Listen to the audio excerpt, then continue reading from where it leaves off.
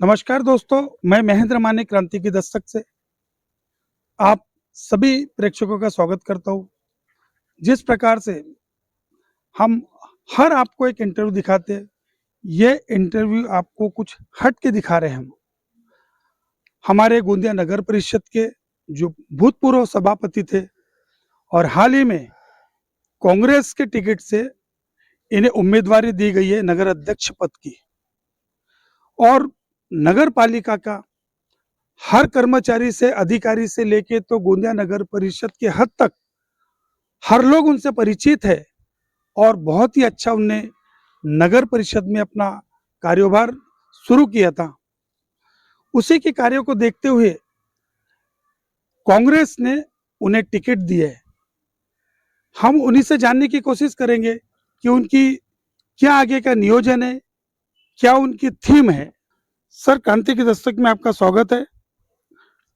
और आपको कांग्रेस ने जो उम्मीदवारी दी है, क्या आपका अगला नियोजन, क्या आपका कदम, बताइए हमारे प्रेक्षकों। कांग्रेस पार्टी के वरिष्ठ नेतागण और पूर्व आमदार माननीय श्री गोपाल दास जी अग्रवाल, इनके नेतृत्व में गोंदिया नगर परिषद का चुनाव हम लड़ने जा रहे हैं। हमारा स्पष्ट विजन है स्वच्छ गोंदिया, खड्डे मुक्त गोंदिया, कचरों के ढेर को मुक्त करना है पूरे गोंदिया शहर से। ये हमारा स्पष्ट विजन है।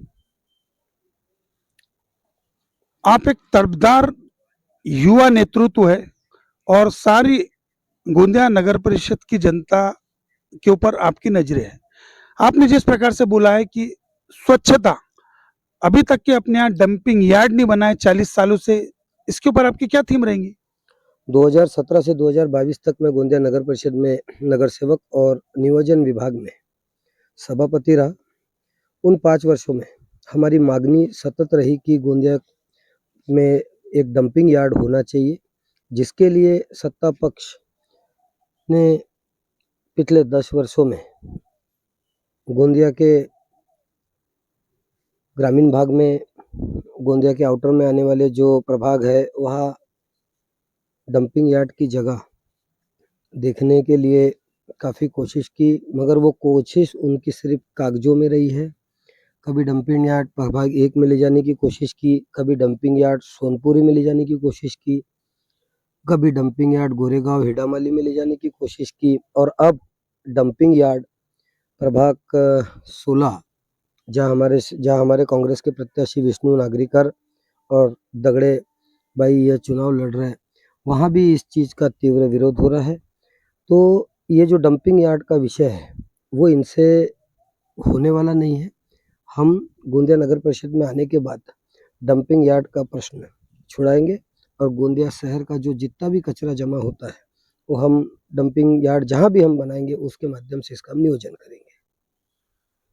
गोंदिया की जनता ने अगर आपको चुनकर दिया है, और क्या ऐसा आपके नजरों के सामने में, जो आप जब सभापति थे तो कुछ काम रह गए होंगे और कुछ काम किए होंगे, सब में बड़ी प्राथमिकता क्या है गोंदिया नगर परिषद के अंतर्गत? आपके सामने क्या ऐसा ब्लूप्रिंट है? देखिए, नगर परिषद में काम करते समय हम सत्ताधारी पक्ष को सतत गोंदिया के विषयों से, गोंदिया में होने वाले अच्छे कार्यों से अवगत कराते रहे, सभागृह में बोलते रहे। इन्होंने सिर्फ ठराव लेने के बाद, ठराव लिख कर के होने के बाद, वो ठराव को कागज के उन कागजों को कचरे के ढेर में फेंकने के अलावा कोई काम नहीं किया। हम वही महत्वपूर्ण ठराव गोंदिया शहर के लिए लेंगे जो हम अच्छे से अच्छा शहर के लिए कर सके।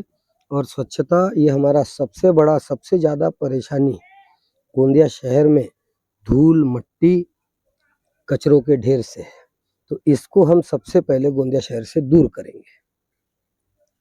आज भी आपने देखा है कि गोंदिया नगर पालिका के अंतर्गत जितनी भी स्कूलें आ रही है, एक समय में स्कूलों में कम से कम 400-500 स्टूडेंट्स रहते थे।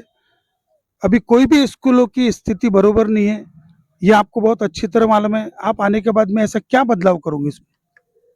सत्ता पक्ष की तानाशाही, सत्ता पक्ष के नगर परिषद में मनमानी, इसके फलस्वरूप गोंदिया शहर की जितनी भी स्कूलें हैं, आज आप गोंदिया शहर के स्कूलों में चले जाइए, नगर परिषद ने कंत्राटी पर दिए हुए जो शिक्षक है, दिए हुए कर्मचारी है, उनकी संख्या 20 है और स्कूलों में बच्चों की संख्या 15 है। इस पर से आप अंदाज लगा लीजिए कि ये बच्चों स्कूल अच्छी रहेगी तो बच्चे ज़्यादा से ज़्यादा स्कूलों में आएंगे। नगर परिषद की स्कूलें हैं, जगह हमारे पास काफ़ी है, अच्छी स्कूलें हम बना सकते हैं, अच्छी स्कूल बनाने के बाद अच्छी शिक्षा हम दे सकते हैं। लोगों को नगर परिषद की स्कूल दिखाना चाहते हैं कि ये इतनी अच्छी नगर परिषद की स्कूल बनी है, तो हमारे परिसर के जो बच्चे हैं, हमारे गोंदिया शहर के जो बच्चे हैं, वो नगर परिषद की स्कूल के तरफ आए और वो स्कूल में पढ़े और यहीं से कुछ बच्चे अच्छे तैयार होकर के, सभी बच्चे तैयार होकर के गोंदिया का नाम रोशन करने आगे जाए, ये हमारी सोच है। आरोग्य के ऊपर में आपका क्या ऐसा एक नियोजन रहेगा कि ताकि स्वस्थ लोगों का अच्छा रहे शहर में, तो नगर पालिका की तरफ से आरोग्य के ऊपर क्या बोलोगे आप? आरोग्य के विषय में यही बोलना चाहूँगा, नगर परिषद में पहले प्रत्येक स्कूलों में बोलो या गोंदिया शहर में 2-3 स्कूलों में पहले नगर परिषद में दवाखाने हुए करते थे। धीरे-धीरे इन 10 सालों में, आप 15 सालों में देख लीजिए, उन स्कूलों को दवाखानों से इन्होंने हटा करके, स्कूलों की बिल्डिंग तोड़ करके अपने निजी वापर के लिए बोलो या बाकी की चीज़ों के लिए इन्होंने वो दवाखाने की स्थिति इतनी जर्जर थी, इन्होंने वो स्कूलों से दवाखाने बंद कर दिए। तो हम लोगों के आरोग्य संबंधी अच्छा निर्णय नगर परिषद में करेंगे। हम नगर परिषद में चुन के आने के बाद गोंदिया में आरोग्य, स्वास्थ्य, सेवा, विकास, ये सभी चीज़ों की तरफ हम बढ़ेंगे।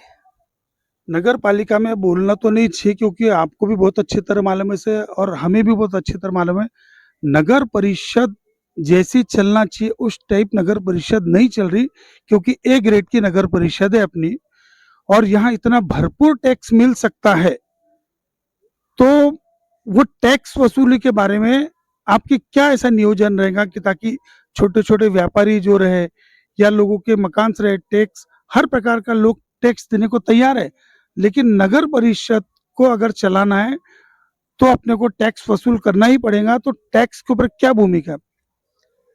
नगर परिषद गोंदिया अवर्ग की नगर परिषद है, बहुत बड़ी नगर परिषद है, मगर नगर परिषद ये नगर परिषद के ठेकेदार चलाते हैं। ये तो आप सामान्य में भी जाकर के पूछोगे कि नगर परिषद में नगर परिषद के ठेकेदार और सत्ताधारी लोग ये मिलजुल करके नगर परिषद चलाते हैं। टैक्स का विषय हो, चाहे सर्वे का विषय हो, आज आप देखिए कि नगर परिषद गोंदिया में हमको गोंदिया शहर का सर्वे करना था। नगर परिषद ने आज भी तहसील कार्यालय में डीएलआर ऑफिस में 1 करोड़ रुपए सिटी सर्वे के लिए दिया है। इस बात को नगर परिषद में ठहराव करके हम लोगों ने एक मत से 1 करोड़ रुपए की राशि तहसील कार्यालय में डीएलआर ऑफिस को दी, मगर आज भी वो काम जहाँ से शुरू हुआ वहीं पर ही रुका हुआ है, उसके आगे कुछ नहीं बढ़ता। हम सिटी सर्वे नगर परिषद का अच्छे से करवाएंगे। नगर परिषद का सिटी सर्वे करने के बाद नगर परिषद की आय बढ़ेगी, नगर परिषद की आय बढ़ेगी तो लोगों के लिए जो काम है, सेवाओं के, जन सेवाओं के जो काम है, उसी माध्यम से हम करेंगे। और नगर परिषद में जो आपने अभी बोला कि काफ़ी अनियमितताएँ होती है, नगर परिषद नहीं चलती, तो जब तक देखिए ठेकेदारों का दबाव नगर परिषद में रहेगा, हम ठेकेदारों का दबाव किसी प्रकार से सहन नहीं करेंगे।